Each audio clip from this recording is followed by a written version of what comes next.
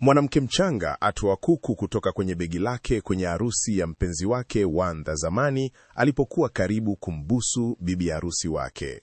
Kwa sekunde chache, kila mtu alinyamaza, si kwa sababu ya muziki kusimama, bali kwa sababu hakuna aliyekuwa tayari kuelewa kilichokuwa mbele yao.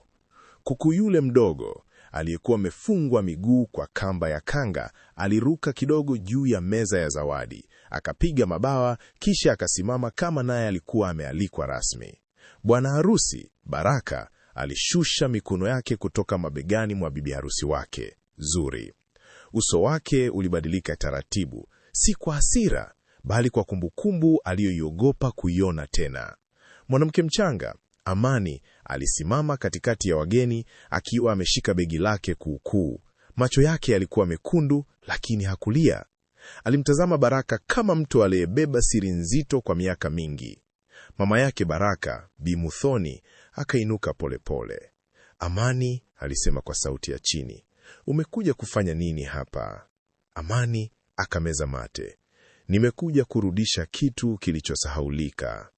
Wageni walitazamana. Wazee waliokaa mbele walishikana mikono kimya kimya. Wale akina mama wa upande wa jikoni wakasimama karibu na mlango wakitaka kuona vizuri bila kuonekana wanachungulia sana. Zuri hakupaza sauti. Hakumvuta Baraka. Alibaki pale pale akiwa na tabasamu lililochoka. Alikuwa bibi harusi, lakini kwa mara ya kwanza siku hiyo alihisi kama mgeni kwenye hadithi ya mume wake. Baraka akamwambia Amani kwa sauti ya kutetemeka, "Hukuwa umealikwa." Amani akatikisa kichwa. "Najua, lakini kuku yuyu alialikwa kabla yangu." Watu kadhaa waligeuka kumwangalia kuku tena. Maneno hayo yalionekana ya ajabu, lakini kwenye sauti ya Amani kulikuwa na maumivu ambayo hayakuweza kuchekwa. Baba yake Zuri, Mzee Daudi, akasimama. Alikuwa mtu mtulivu, anaheshimika sokoni na kanisani, mtu ambaye hakupenda aibu mbele ya jamii. "Binti yangu hawezi kuanza ndoa yake kwa fumbo," alisema. "Kama una jambo, liseme kwa heshima." Amani akamtazama Zuri, si kwa chuki, bali kwa huruma. "Dada yangu, usinichukie leo. Sijaja kumchukua mume wako. Nimekuja kuokoa ukweli usife." Miaka 2 kabla ya harusi hiyo, Amani alikuwa akiuza mayai na kuku wadogo karibu na barabara ya kwenda sokoni. Hakutoka familia yenye mali, lakini alikuwa na moyo wa kazi. Kila asubuhi, kabla jua halijachoma mabati ya vibanda, alikuwa tayari amefungua kikapu chake. Baraka wakati huo hakuwa tajiri. Alikuwa kijana anayejitafuta, mwenye ndoto za biashara ya insurance, real estate na investment, lakini mfuko wake ulikuwa mwepesi kuliko maneno yake. Wengi walimcheka. Amani hakumcheka. Alimpa chai kwa mkopo, alimpa mayai ya kuuza tena. Wakati mwingine alimwekea kuku mmoja pembeni, akisema, "Ukiuza huyu, usinisahau ukipanda juu." Baraka alikuwa akicheka. "Amani, wewe ni baraka yangu." Siku moja, mvua kubwa ilinyesha, ikaharibu kibanda cha Amani. Baraka ndiye aliyemsaidia kukusanya mabati. Wakiwa chini ya mti wakiwa wameroa maroko, alimwambia, "Nikifanikiwa, nitakuoa." Amani hakujibu haraka. Alimpa kuku mdogo mikononi. "Basi mhifadhi huyu. Siku ukinunua pete, utaniletea kuku huyu kama ishara ya ahadi." Lakini maisha ya Baraka yalibadilika ghafla. Mjomba wake kutoka Mombasa alimuingiza kwenye biashara ya construction, kisha akapata connection ya tenda kubwa. Ndani ya miezi, Baraka alianza kuvaa suti safi, kutumia simu mpya na kukaa na watu ambao walimuita future CEO. Amani bado aliuza mayai. Mwanzoni alikuwa akipita kumsalimia. Baadaye alianza kutuma tu ujumbe mfupi. Kisha ujumbe ukapungua. Kisha ukimya ukaingia. Siku moja Amani alisikia sokoni kwamba Baraka amechumbia Zuri, binti wa familia yenye jina, elimu na biashara ya hospitali binafsi. Watu walisema Zuri ni mwanamke wa hadhi, mrembo, mpole na mwenye akili ya pesa. Amani hakupigana. Hakuwahi kwenda nyumbani kwa Baraka kuuliza. Aliendelea kuuza mayai, akitabasamu kwa wateja kama kawaida. Lakini kila jioni alimtazama yule kuku aliyekuwa sasa amekuwa. Kuku yule alikuwa amebaki kama ushahidi wa ahadi ambayo hakuna mtu mwingine aliijua. Usiku moja, mama yake Amani, Bi Sauda, alimwambia, binti yangu, ukimya unaweza kuwa heshima, lakini wakati mwingine ukimya unaua ukweli. Sasa mbele ya wageni, ukweli huo ulikuwa umesimama juu ya meza kwa miguu miwili ya kuku. Baraka alikaza taya. Amani, tafadhali usinifedheheshe. Amani akacheka kwa uchungu. Mimi kukufedhehesha? Baraka, siku nilipokupa chakula bila pesa, siku ulipolala kwenye kibanda changu ukisubiri mvua iishe, siku nilipokuamini mbele ya watu waliokuita maskini wa ndoto, siku kufedhehesha. Zuli akageuka kumwangalia Baraka. Sasa macho yake hayakuwa ya bibi harusi tu, yalikuwa macho ya mwanamke anayeanza kuuliza maswali. Baraka, Zuri alisema polepole, huyu kuku ni nini? Baraka akanyamaza. Bi Muthoni akaingilia. Haya ni mambo ya zamani, harusi iendelee. Mzee Daudi akamwangalia kwa ukali. Mambo ya zamani ndiyo huangusha nyumba mpya kama hayajasafishwa. Amani akafungua begi lake tena, akatoa kipande kidogo cha kanga kilichochakaa. Ndani yake kulikuwa na pete ya bei rahisi, barua fupi na picha ya zamani ya Baraka akiwa amembeba kuku yule. Zuli akashika kifua chake. Amani akasema, sijaja kuvunja harusi. Nimekuja kuuliza swali moja tu. Ukumbi ule mkubwa uligeuka kuwa mzito kuliko hata wakati wa mazishi.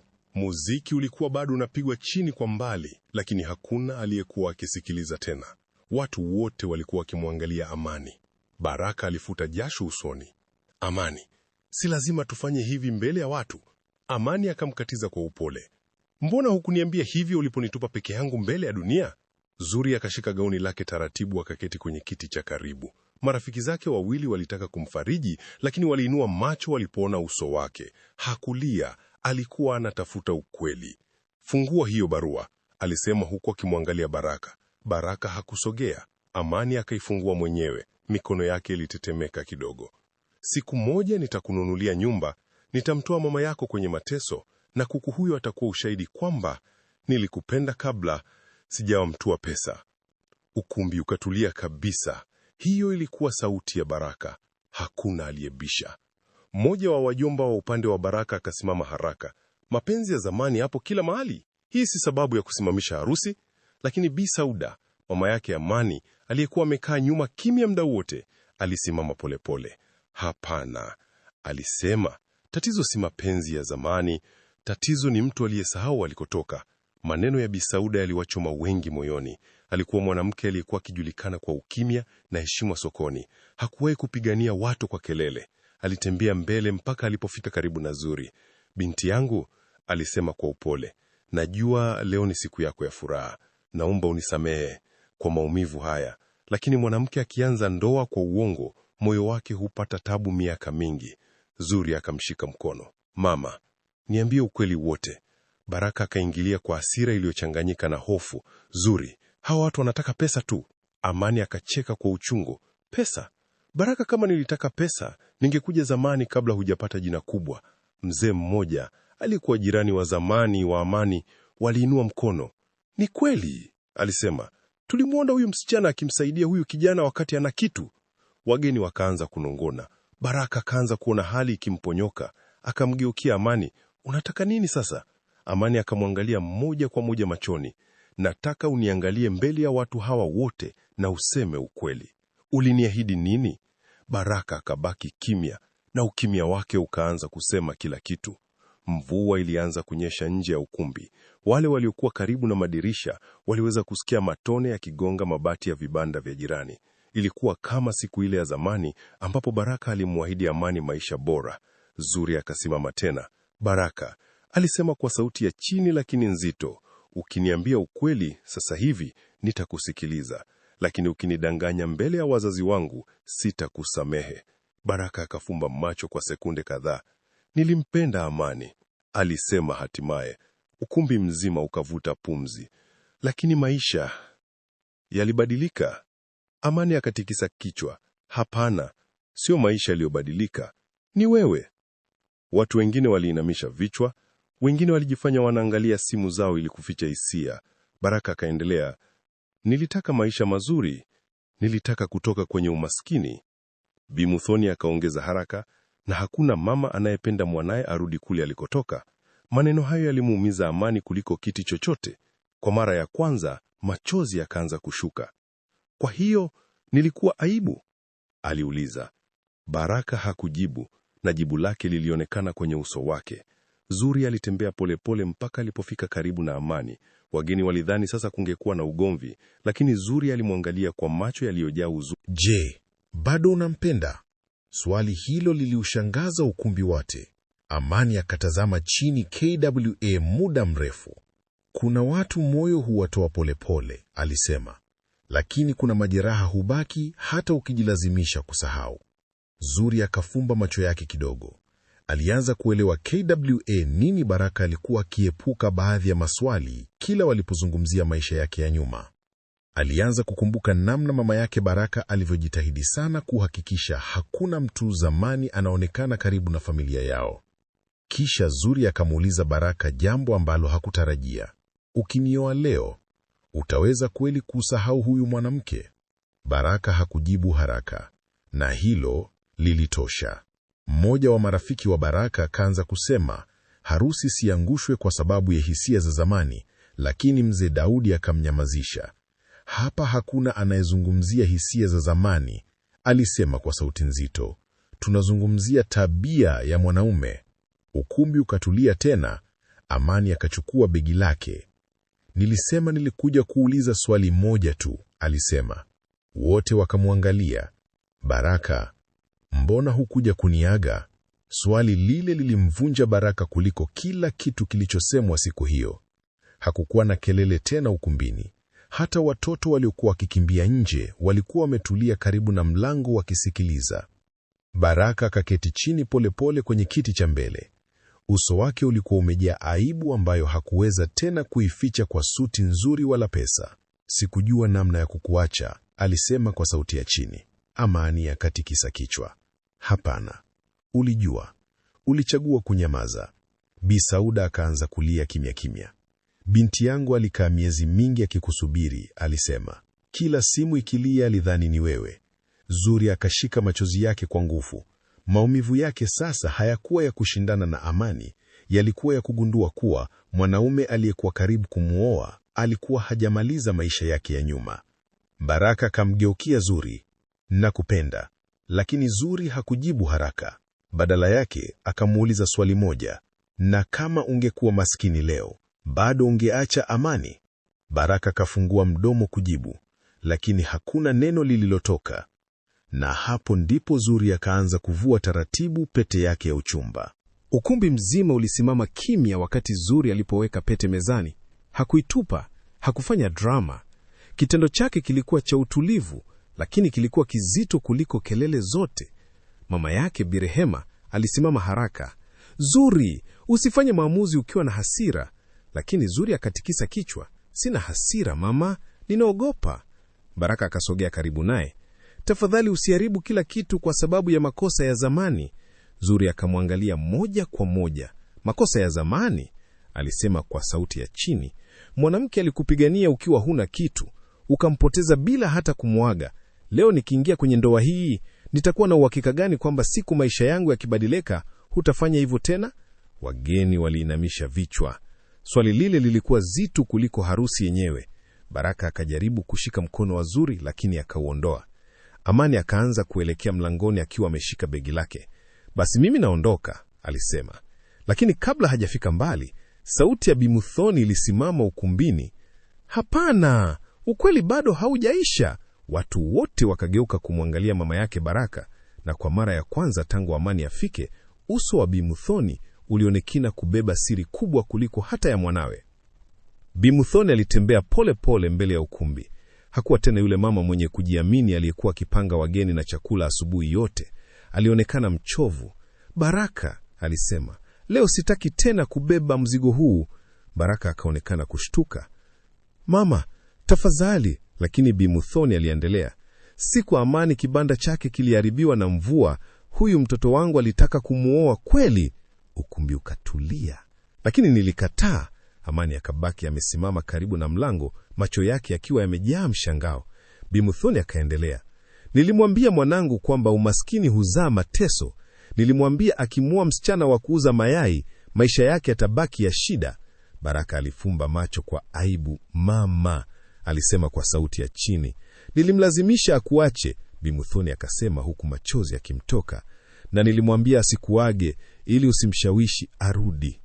Amani akashika ukuta pembeni kama mtu aliyepigwa na kitu kizito. Miaka yote alikuwa akifikiri Baraka alimchoka. Hakuwahi kujua kwamba mama yake ndiye aliyekata mawasiliano yote. Zuri akavuta pumzi ndefu. Kwa hiyo, alisema taratibu, harusi hii ilijengwa juu ya maumivu ya mtu mwingine? Hakuna aliyemjibu, kwa sababu kila mtu ukumbini alijua alikuwa amesema ukweli. Mvua nje ilizidi kunyesha.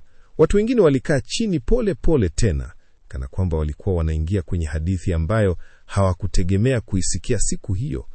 Amani alimwangalia Baraka kwa macho yaliyovunjika moyo. Ni kweli? Aliuliza. Baraka hakukataa. Mama alikuwa mgonjwa wakati huo, alisema kwa sauti ya chini. Nilikuwa naogopa kumpinga. Amani akacheka kwa uchungu. Kwa hiyo uliona ni bora kuniacha gizani? Baraka akajaribu kusogea karibu naye. Kila siku nilitaka kukutafuta, lakini hukufanya hivyo. Maneno hayo yakamnyamazisha tena.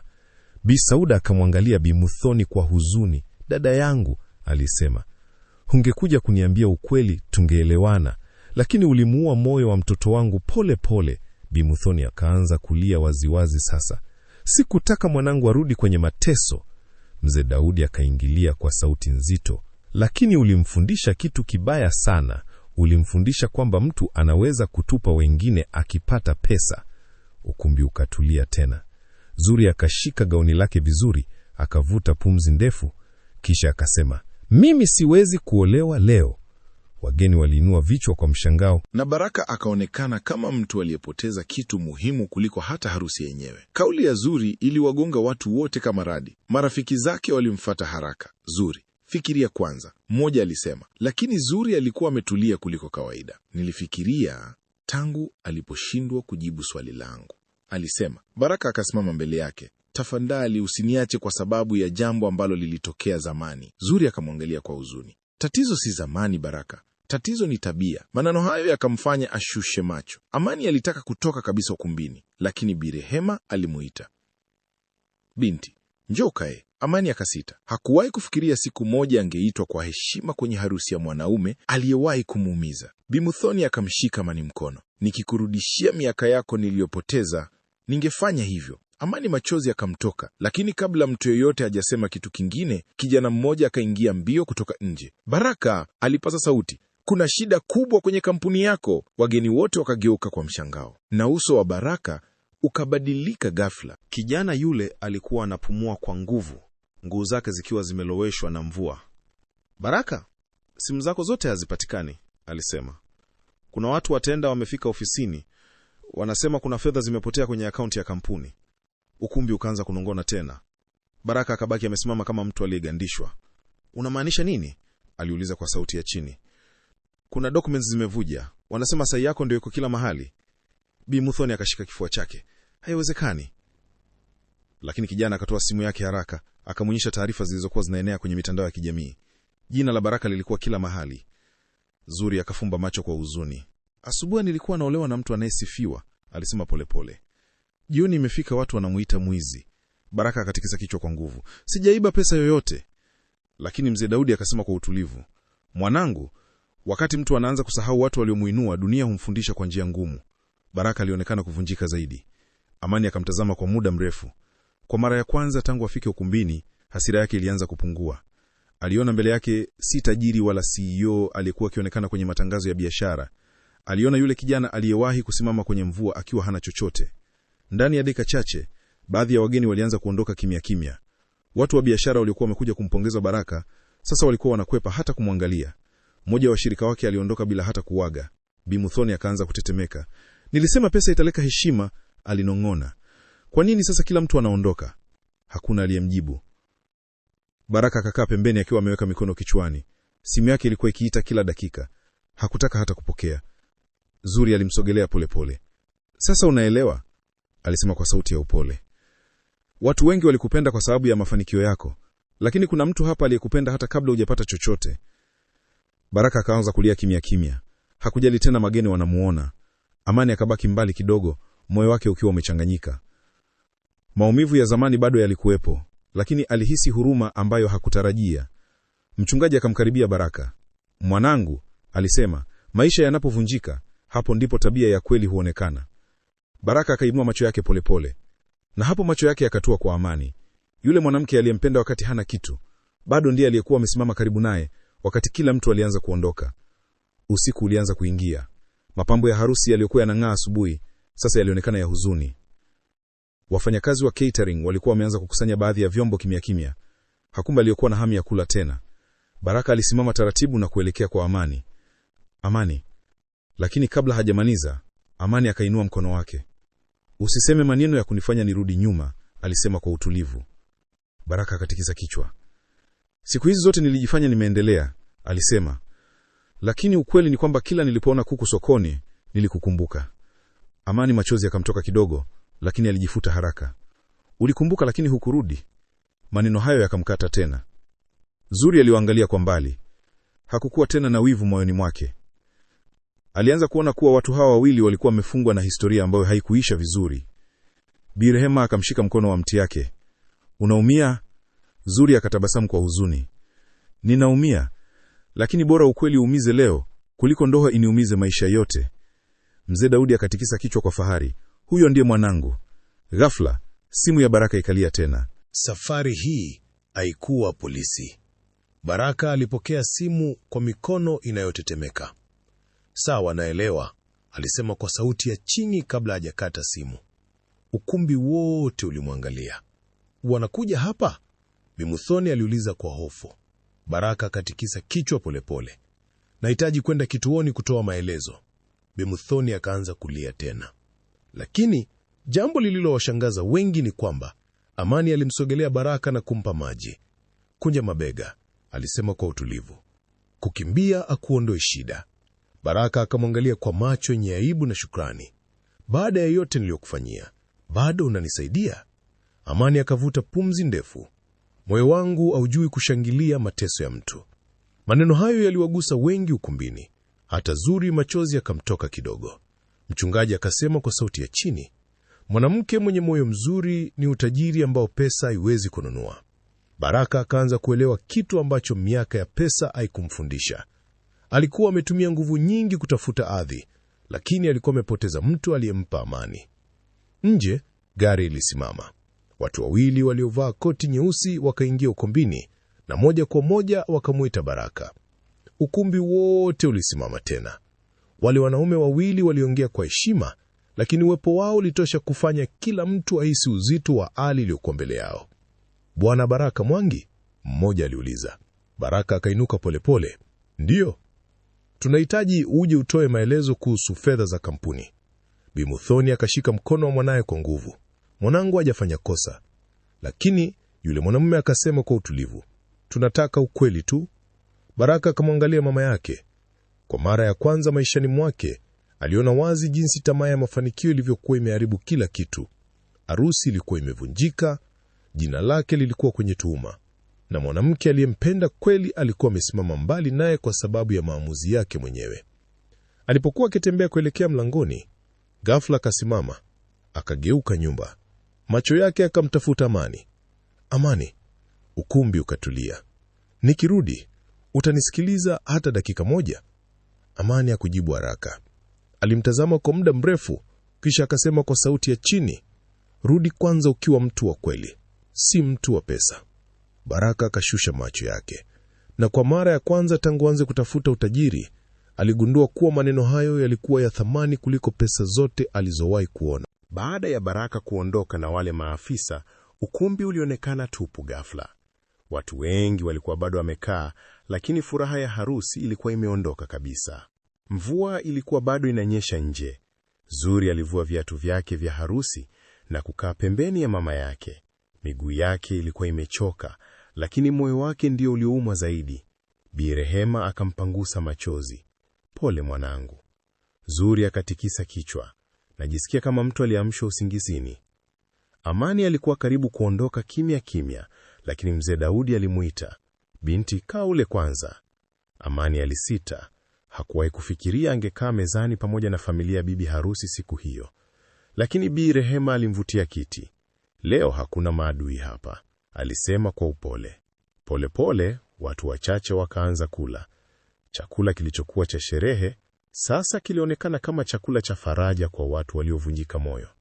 Yule kuku aliyekuwa chanzo cha vurugu alikuwa ametulia chini ya kiti cha Amani. Mmoja wa watoto akauliza kwa sauti ya innocence, huyu kuku anaitwa nani? Kwa mara ya kwanza usiku huo, Amani alitabasamu kidogo. Anaitwa Tumaini. Na jina hilo lilifanya watu kadhaa wanyamaze, wakifikiria maisha yao wenyewe. Usiku ulipozidi kwenda, wageni wengi waliondoka. Wale waliobaki walikuwa watu wa karibu sana wa familia. Bi Muthoni alikuwa amekaa peke yake kona ya ukumbi, macho yake yakiwa mekundu kwa kulia. Hakuna aliyekuwa amewahi kumwona hivyo. Amani alimwangalia kwa muda mrefu kabla hajamsogelea. Mama, alisema kwa upole. Bi Muthoni akainua macho yake kwa mshangao. Sikustahili kuniita hivyo baada ya nilichokufanyia. Amani akakaa karibu naye. Mimi nilikuchukia miaka mingi, alisema kwa sauti ya chini. Lakini leo nimeona ulikuwa unaogopa tu. Bi Muthoni akaanza kulia tena. Nilitaka mwanangu awe na maisha mazuri. Amani akatikisa kichwa. Lakini ulimfundisha kuogopa maskini. Maneno hayo yalimnyamazisha kabisa. Baada ya muda mfupi, Bi Muthoni akasema jambo halikutarajiwa. Unajua Baraka hakuwahi kuoa mpaka leo kwa sababu yako. Amani akashtuka. Kile mwanamke aliyekuja baada yako alimlinganisha na wewe, Bi Muthoni alisema. Alikuwa anajifanya amekusahau, lakini hata mimi niliona ukweli. Machozi ya Amani akaanza kutoka tena kimya kimya. Kwa sababu kwa miaka yote hiyo, alifikiri alikuwa mtu aliyefutwa kabisa kwenye moyo wa Baraka. Asubuhi iliyofuata, habari za kilichotokea kwenye harusi zilikuwa zimeenea karibu kila mahali. Mitandaoni watu walikuwa wanaandika kuhusu harusi iliyosimamishwa na kuku. Wengine walicheka, wengine walihuzunika, wengine walimlaumu Baraka. Lakini ndani ya kituo cha polisi, hakuna aliyekuwa anacheka. Baraka alikuwa amekaa kwenye benchi akichokaa. Suti yake ya harusi ilikuwa imekunjamana, tai yake ikiwa imelegea. Rafiki wengi waliokuwa wakimzunguka siku za mafanikio hawakuonekana tena. Simu yake ilikuwa kimya sasa. Mzee mmoja aliyekuwa pale kituoni alimwangalia na kusema, mwanangu, watu wa pesa huja wakati wa faida. Watu wa moyo huja wakati wa shida. Maneno hayo yakamkumbusha Amani mara moja. Dakika chache baadaye, askari mmoja alimuita. Kuna mtu amekuja kukuona. Baraka alidhani ni wakili, lakini alipoinua macho yake, alimwona Amani akiwa amesimama mlangoni na thermos ya chai mkononi. Baraka akabaki kimya kabisa. Amani akasogea karibu naye. Sijaja kurudiana na wewe, alisema haraka kabla hajaongea. Lakini sikutaka unywe maji ya huzuni peke yako. Baraka machozi yakaanza kumtoka tena. Na kwa mara ya kwanza baada ya miaka mingi, alihisi aibu mbele ya upendo wa kweli. Amani alikaa na Baraka kabla UA muda mfupi tu. Hakutaka watu waanze kufikiria amerudi kwake kabla UA sababu ya huruma. Lakini kabla hajaondoka, Baraka alimuita kabla UA sauti ya chini. Amani. Akageuka. Kama ningepata nafasi ya kurudia maisha. Amani akamkatiza kabla UA upole. Usirudie maisha. Badilika. Kisha akaondoka. Baraka alibaki akitazama mlango muda mrefu baada ya yeye kuondoka. Siku hiyo mchana, ukweli ulianza kujulikana polepole. Ilionekana mmoja wa washirika wa kampuni alikuwa ametumia jina la Baraka kufanya baadhi ya uhamisho wa fedha bila yeye kujua. Lakini bado jina la Baraka lilikuwa limeharibika. Mzee Daudi alipofika kituoni pamoja na mchungaji, alimkuta Baraka akiwa ametulia sana kuliko kawaida. Unajifunza nini? Aliuliza. Baraka akavuta pumzi ndefu. Kwamba pesa zinaweza kujenga nyumba kubwa, alisema, lakini haziwezi kurekebisha moyo uliovunjika. Mzee Daudi akatikisa kichwa kwa utulivu. Basi bado hujachelewa kuwa mwanaume wa kweli. Baraka akashusha macho yake, kwa sababu kwa mara ya kwanza maishani mwake, hakutamani tena kuonekana tajiri. Alitamani tu kusamehewa. Jioni hiyo, Amani alirudi sokoni kwake kama kawaida. Alipanga mayai yake, akawapa wateja tabasamu la kawaida, kana kwamba hakuna jambo kubwa lililotokea. Lakini watu walikuwa wanamwangalia tofauti sasa. Mmoja wa mama aliyekuwa akinunua mboga alimwambia, "Wewe una moyo mkubwa sana." Amani akatabasamu kidogo tu. "Moyo mkubwa nao huumia," alisema kwa utulivu. Karibu na kibanda chake, Kuku Tumaini alikuwa akitembea huku na huku akiwafurahisha watoto wadogo. Bi Sauda alimkaribia binti yake. "Bado unampenda?" aliuliza taratibu. Amani hakujibu haraka. Alitazama mbali kwa muda. "Kuna watu huondoka moyoni polepole sana," alisema. Wakati huo huo, Baraka aliachiliwa kwenda nyumbani akisubiri uchunguzi ukamilike. Lakini hakurudi kwenye nyumba yake kubwa mjini. Alienda moja kwa moja kwenye nyumba ndogo ya mama yake aliyokuwa ameishi zamani kabla ya pesa kuingia. Bi Muthoni alipomuona, alianza kulia tena. Lakini Baraka alimshika mkono. "Hatutakimbia tena maisha yetu ya zamani, mama." Usiku huo, akiwa amelala kwenye chumba chake cha zamani, macho yake hayakutafuta tena magari, pesa wala hadhi. Yalimtafuta amani. Na kwa mbali sana, moyo wake ulianza kuelewa maana ya upendo wa kweli. Siku zilizofuata zilikuwa ngumu kwa Baraka. Watu waliokuwa wakimuita boss walipunguza simu. Baadhi ya washirika wake walijitenda naye kabisa. Mitandaoni bado watu walikuwa wakizungumza kuhusu harusi yake iliyovunjika. Lakini kwa mara ya kwanza maishani, Baraka hakujaribu kuficha maumivu yake kwa pesa. Kila asubuhi alikuwa akimsaidia mama yake kufagia uwanja wa nyumba yao ya zamani. Jioni alikuwa anakaa nje na wazee wa mtaa wakiongea maisha kama zamani.